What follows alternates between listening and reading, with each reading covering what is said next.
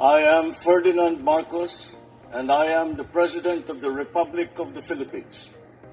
I stand today on behalf of 110 million Filipinos. Everyone, hello universe, it's me again. Shout out sa inyo mga kababayan, Filipinos, OFWs, Marcos ladies and supporters.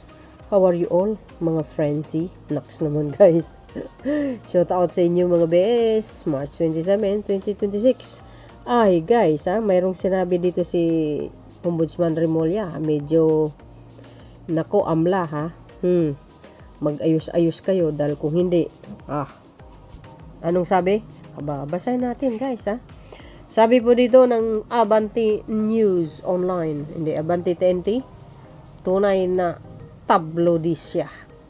Remulla nagbanta sa AMLAC, gumanap o kayo ang kakasuhan namin at paktay kayo ngayon. Ano kayong nangyari? Pakawala ng matinding babala si Ombudsman Jesus Crispin Boyeng Remulla laban sa Anti-Money Laundering Council, AMLAC, kaugnay ng pagganap nito sa tungkulin laban sa korupsyon. What? Okay, AMLAC, ay mag-ayos kayo. Trabaho nyo yan. Sa isang press briefing, hayagang sinabi ni Remulla na hindi magdadalawang isip ang ombudsman na balikan ang mga opisyal ng AMLAC kung hindi tatalima sa kanilang tungkulin sa ilalim ng batas. Ay, wag kayong lilihis dahil kung hindi, gawin nyo yung trabaho nyo. Bakit kaya guys, Basahin po natin. Binigyan din ni Remulla na ang AMLAC ang pangunahing opisina ng nagbibigay ng mahalagang impormasyon para sa mga kasong anti-korupsyon. Nako ha. Di ba? AMLA, obligasyon nyo yan. Anya, hindi katanggap-tanggap na hindi sinasagot ng ahensya ang mga katanungan mula sa Office of the Ombudsman. Ala kayo. Ayon pa sa opisyal, tila nakakalimutan ng AMLAC na ang dapat nilang pinangangalagaan ay ang integridad ng gobyerno. Oo nga naman guys, tama naman yun. Laban sa mga tiwaling kawani at hindi ang interes ng banking industry. And goes. Ano ba yan? Ano ba nangyari dito kasi sa AMLAC? Kaya nga gusto ko kausapin muli itong si AMLAC tungkol sa pagtupad nila sa kanilang katungkulan, sapagkat alam nyo naman hindi dapat banking industry ang kanilang pinangangalagaan, kung hindi yung mga pag-violate ng batas ng mga kawani ng gobyerno. O nga naman, bakit bangko ang inatupag nyo? Imbis yung mga nagnanakaw sa kaba ng bayan. Agay. Ano ba kaya nangyari guys I don't know. Kasi ang trabaho naman namin talaga anti-corruption. Pahayag ni Remulla. Allah. If they will not come up with it, then we have a problem. Agay. Delikado kayo AMLA. As a country, hindi nila pwedeng blangkuhin ang katanungan ng Office of the Ombudsman.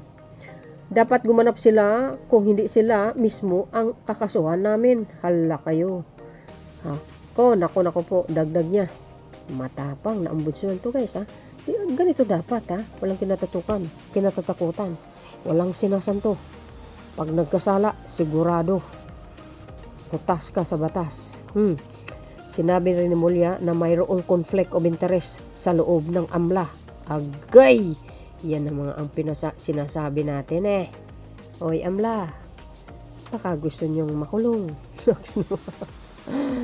So I think guys, parang hindi lang sa flood control may problema. Well, alam din naman po natin sa mga ibang ahensya ng gobyerno, may mga hokus-hokus dyan Ewan ko ba? Naku po. Abangan po natin ito guys Baka naman yung attitude ng iba dyan, gusto nilang magkaroon pa rin ng mga kaibigan na banking industry para doon sila lumipat pag wala na sila sa AMLAC. Yun po ang isang problema sa conflict of interest natin. Dapat bawal po yan. Huwag na sila magpa-employee sa mga bangko pagkatapos kasi ng conflict of interest yan. Para yan, isang opisyal ng cabinet papasok sa kumpanya ng kanyang pinakakialaman. Nung araw, dapat huwag sila ganun. Hindi dapat nila ginagawa yan. Nagpakawala ng matinding babala si Ombudsman Crispin Remulla. Ayan, ng Ombudsman, laban sa anti-money laundering. Kaugnay ng pagganap nito sa tungkulin laban sa korupsyon. Naku po. At kasi hindi korupsyon ang inatupag niyo, bakit puro bangko? Parang mayroong something hindi natin alam. Malalaman natin yan sa takdang panahon. If they will not come up with it, then we have a problem. As a country, hindi nila pwedeng blankuhin ang katanungan ng Office of the Ombudsman. Dapat gumanap sila. Kung hindi sila mismo ang kakasuhan namin na makipag-cooperate kasi kayo. Diba? Pakipagtulungan sa Ombudsman. Paano naman ma-resolve ang problema ng bansa na ito kung mismo ang ahensya ng gobyerno ay mayroon ding ginagawang kalukuhan. Malay mo, ayaw nila mag-imbestiga doon sa mismong taong gustong gustong alamin ang kanyang salin. Diba?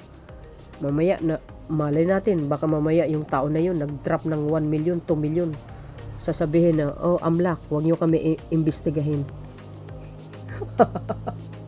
Diba? Guys, sa isip ko lamang yan. Huwag naman. Pero I think, magiging rin naman. So, I think, dahil dun sa sinabi ni Ombudsman Remulla, baka sooner makikipag-cooperate ng AMLA. Dapat bistigahin nyo yung mga talagang salarin sa kabanang bayan. AMLA. Anyway guys, thank you for watching. See you again when we next upload. Kayo na pong balang humusga. Bye. God bless Philippines. Follow me and likes guys. Hit the button bell para lagi kayong update. Okay? Maraming salamat po. Bye everyone. There's more.